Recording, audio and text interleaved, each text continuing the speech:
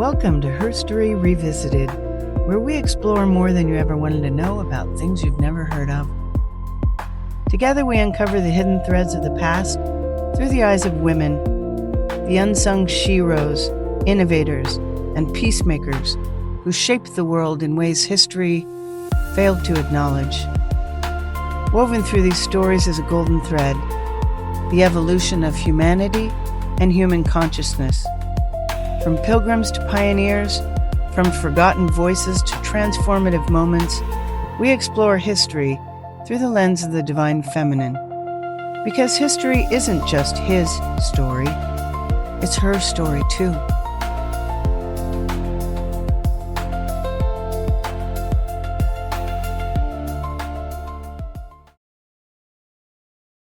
Welcome to this incredibly special episode of Herstory Revisited. I'm Pamela Millar. And I'm Sophie Lapierre. We are at the grounds of Sir Thomas Pope. And you'll see his buildings, his chapel behind us. In Oxford. We're at Oxford University. My heritage, I found out that one of my ancestors was the founder of Trinity College at Oxford. And this is Sir Thomas Pope's grounds and home. Not his home, actually. Under King Henry VIII, he was appointed treasurer and guardian of the lands under Henry VIII. And later he went on to, because he was guardian of Henry's daughter Elizabeth, and she became queen, he was privy counselor to Queen Mary, Bloody Mary. The thing that was extraordinary about this man was he created the first divinity college, right. And that's here. Right behind us. Right behind us. This is the chapel. Right. And he's buried there. Right. With his wife, Elizabeth. And his dog. And his dog. Apparently. And the thing that was extraordinary for us was to find this ancestor and realize that he was the first to create an interfaith school. And because it's a divinity college, Harvard Divinity was based on what happened here at Oxford. Right. And it was meant to be interfaith because Henry chose to take all of the Catholic lands and nullify the Pope. Well, this was under, Henry VIII decided you either convert to the Anglican Church or you leave or we kill you. So he created the Anglican Church, which is like Catholic light with no Pope. Essentially, because he wanted to be king. Right. I'm Pope, and the Pope is somehow more powerful than me. How is that possible when I'm Reginus Maximus and whatever? And so he also realized the Catholic Church, this is really interesting about Henry. They don't talk about this a lot, but Henry VIII the Catholic Church was not going to allow him to divorce Catherine of Aragon. Right. And he was so mad about not being able to divorce that he killed her. Actually, it was Anne Boleyn. It was easier to dispose of her. Then when he realized that he could just divorce, actually, yeah. Instead of divorcing, kill them. Yeah. It became a fad for him. So we hear all these monstrosities about the Tower of London. And that's another one of my ancestors. Mm-hmm. Martin Hammond in 1542 was actually constable of the Tower of London under King Henry VIII. Mm-hmm. And Sir Thomas Pope was the great diplomat. He was a Catholic, very, very adherent, he's right. Very pious Catholic. And Henry nullified Catholicism. So he was doing this delicate diplomacy dance. That's the thing. My question when you mentioned it is how could he have created, Trinity Church, the college, at a time where everything Catholic basically was stolen, and I'm assuming the monks that lived in all these places, there was a lot of property and a lot of churches, and a lot of places like that were basically taken over. Do you think the monks were killed? No, I don't think so. I think they probably sent them back to France or wherever they came from at the time, or other places that would receive them. Maybe they came from here. They I were don't know. probably born in the Or monastery. converted. But a lot of it, what happened is they took Anyway. churches. It And was they not converted into just during schools. Henry VIII. Well, anyway, but the thing that's amazing about Thomas Pope is he managed to create that through 4 different rulers. Henry VIII would say, we don't want any Catholic, any Pope, nothing. Then there was another king that came after that also. Edward, was not who was his son. Then then Edward died. And then Edward was Protestant. Right. Then there was Mary. But and Mary was Catholic. So he had a reprieve where he's like, okay, maybe he was able to. And it was during some of Mary that. that he built the school. That's correct, yeah. And the one that came after Mary actually was not Elizabeth. pro-Catholic. Elizabeth was not pro-Catholic. She was full Anglican But church. Elizabeth he was Right. guardian of Elizabeth. That's right. So he was almost a father to her. Yeah. And if he was very pious in his Catholicism, True. she had to have been incredibly tolerant That's of that. correct. So it's a fascinating tale of living through different kings with different philosophies, maintaining the vision of this plurality of belief and allowing it, inclusiveness, and Especially yeah, interfaith. interfaith at a The time where there was unity nothing consciousness, like that. actually, if you think about it from a Western philosophical study, this is where it was born. This is Yeah. where unity consciousness was born. Right. And to create that into a divinity school is to then create scholars and to Right. create professors that would teach people to listen Right. across the aisle Right. and listen to different people and come to a peace agreement.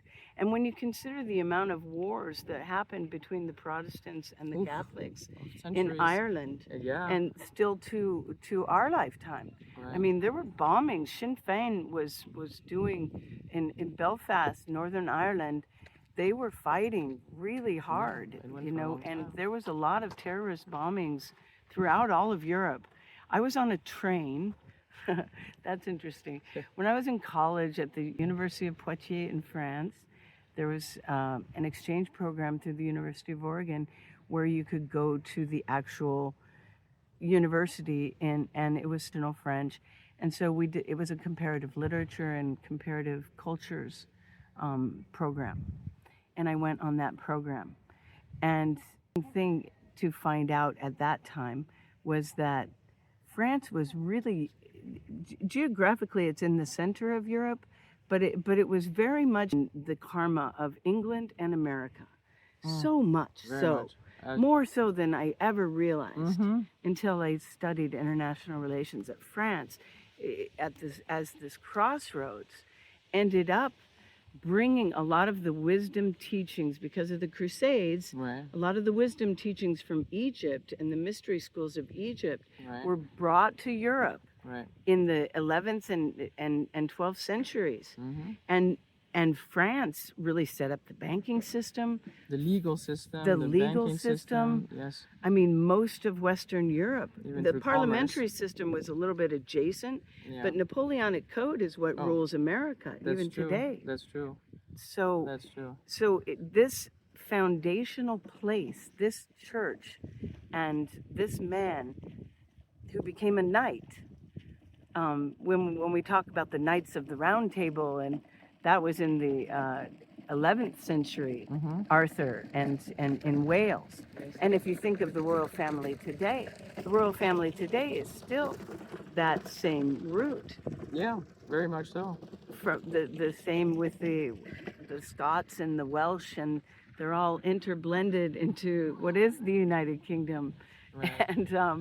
And that's very interesting too, that you would take Western thought, literally the naissance of the birth. Enlightenment, Yeah. The birth of enlightenment. because we had come out of what they called the Dark Ages, Yeah.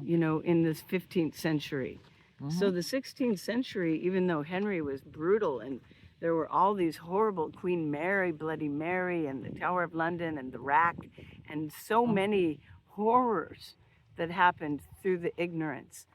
The school that's created here, and the school that is about looking across consciousness, across worldviews, Yes, and finding a common way that's correct. that I and my brother are one. Yeah. The Beyond any Universal ism. Declaration of Human Rights, the Magna Carta, actually. Well, the Magna Carta was several centuries before this school, in the 12th century. Yeah. And so if you think about what it meant to really lay a foundation for humanity and the humanities, that was born here at Oxford. I had a man in our hotel this morning boast to us that Lincoln College is 200 years older than Oxford's Trinity College. Okay. And he reminded me that Oxford itself represents 39 colleges, Yes. most of them Right. hundreds of years old, For sure. just like For Trinity sure. College here with Right. Sir Thomas Pope and his wife Elizabeth. Yeah. The other thing that I think is interesting is that our ancestry, my ancestry, I could not figure out, am I really related genetically to this guy or not? Because it looks like he didn't have any children. Right. And he and Margaret, his first wife. And then it took me almost 3 years to figure out that his daughter, Alice Pope, wasn't his daughter, it was Elizabeth's daughter, and she was his second wife, and he adopted her. Right. And to her was left Right. all of these lands. But she ended up marrying Edward Love. And their daughter, Mary Love, It's related to you. Brewster Gildersleeve, was on the Mayflower. Ooh. And so was a family ancestor we all had, Stephen Hopkins, who descended from, Stephen Hopkins came from Grandma Miller's line. Okay. And Sir Thomas Pope came from my mom, from Okay. Grandpa Hibbard. Okay.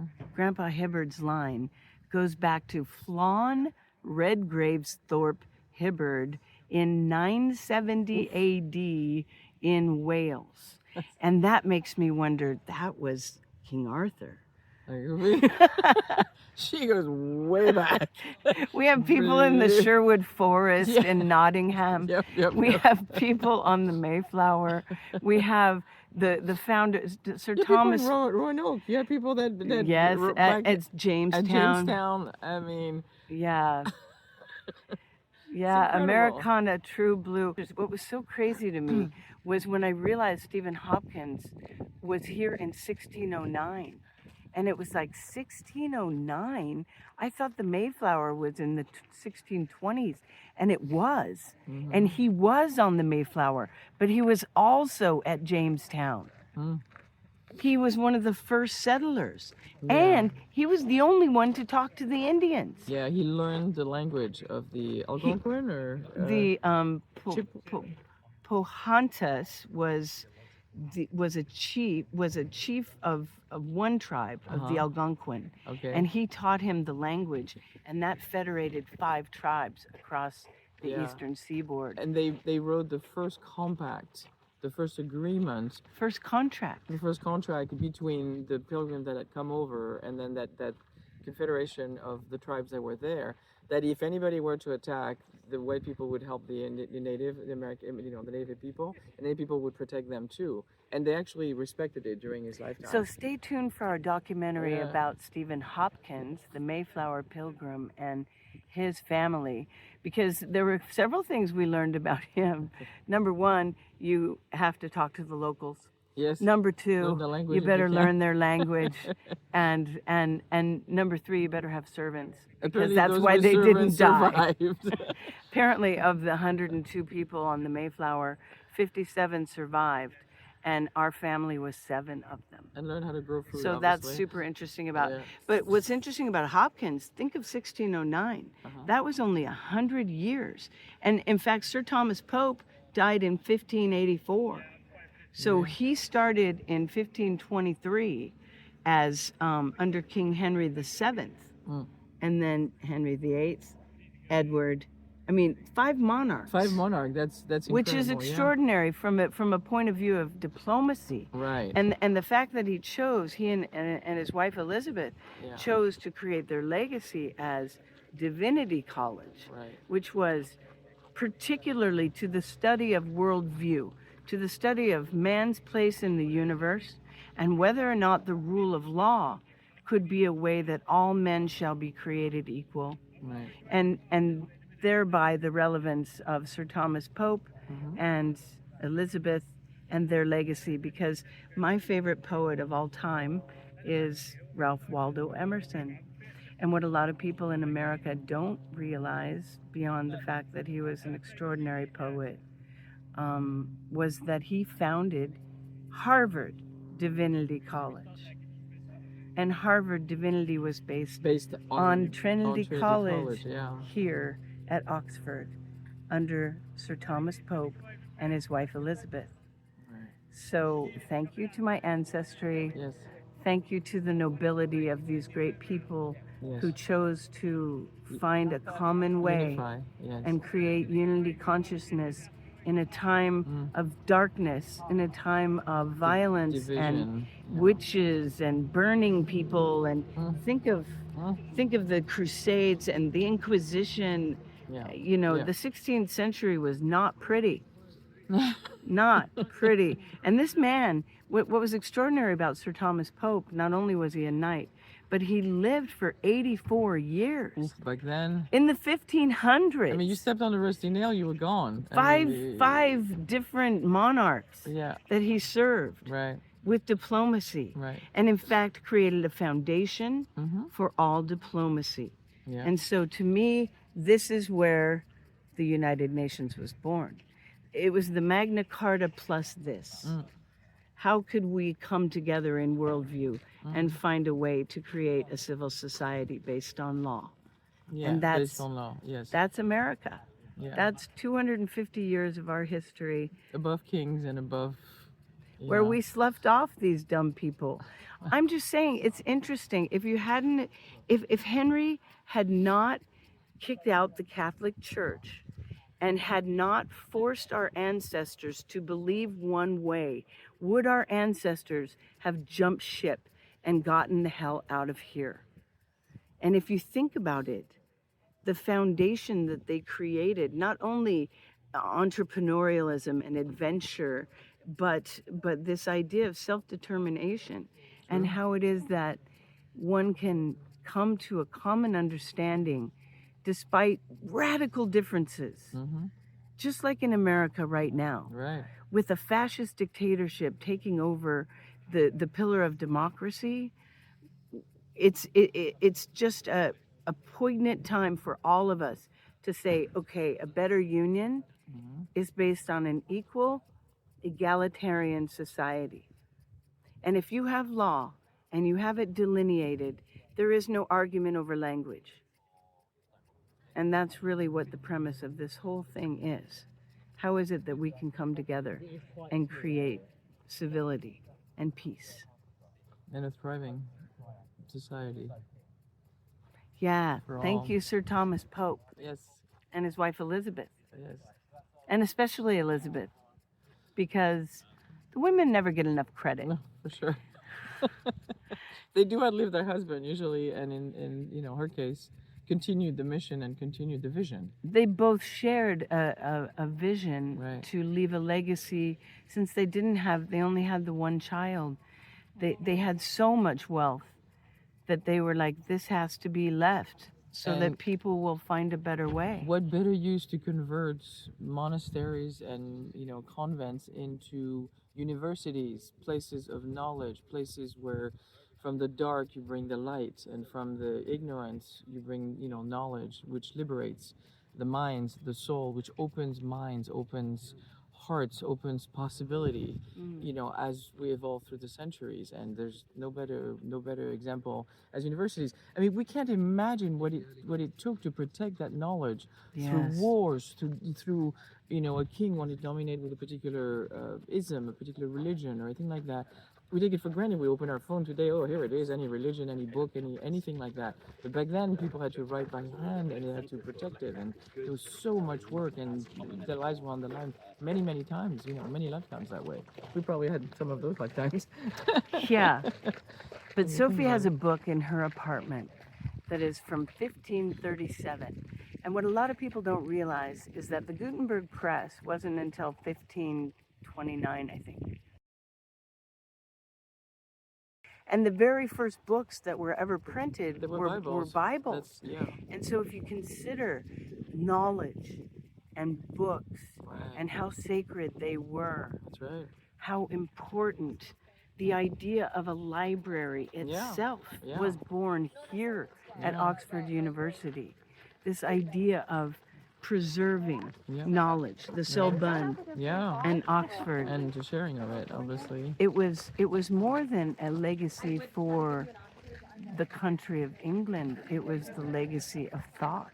But think about it, universities are melting pots of young mind from all over the world, because they don't just go to university in their own country, they travel to these other universities. So universities are by themselves United Nations. They're by themselves a gathering, like a water hole, a watering hole where nobody fights, because this is where we intake new information, we intake new ideas, we intake new possibilities, and then we blend them and we create something better. And every generation builds on top of the one that came before. So they're naturally built that way for that purpose. Hold on. So the best part about Sir Thomas Pope is that if you're going to leave a legacy behind, it should be one of opening minds. And schools are created for that particular purpose, to be able to think differently. So I started thinking, what was it that they were teaching 500 years ago? And I read Sir Thomas Pope's book, The Life of Sir Thomas Pope. I actually found it on Amazon 500 years ago. Anyway, he is the main teacher for the future Queen, Elizabeth. And when she was young, she became super adept. She was a polyglot. She could speak fluent Latin, fluent Greek, fluent Italian, and fluent French. French, which were the language of the time. Just that. I mean, think of a young girl. Everything, She was only 12 or 13 years old. The Queen needs to become a polyglot like that before you become queen. Right. I think they also studied Russian. But anyway, most of her study had to do with the Greek classics. Homer. She was fluent in all of Socrates' teachings. Socrates and Aristotle both were professors. And Plato was one of their students. There were not very many scholarly teachings. There were not very many novels. There were not very many, other than the Bible, there was almost nothing written. Right. And so those few documents that were on parchment, handwritten by monks, repeated over centuries. I mean, those books are so sacred that you literally could not find access to information. That's right. Without those books. And without the church's permission. So thank you for this episode of Her Story Revisited, and stay tuned to watch the documentary on Sir Thomas Pope and his wife Elizabeth, and also Stephen Hopkins of the Mayflower. All right, be well. If you enjoyed today's episode, follow the show, share it with someone else who loves a good story, or leave a review. It helps us to keep this channel going. Thank you for coming by, and until next time, stay curious and keep asking questions. We'll see you soon.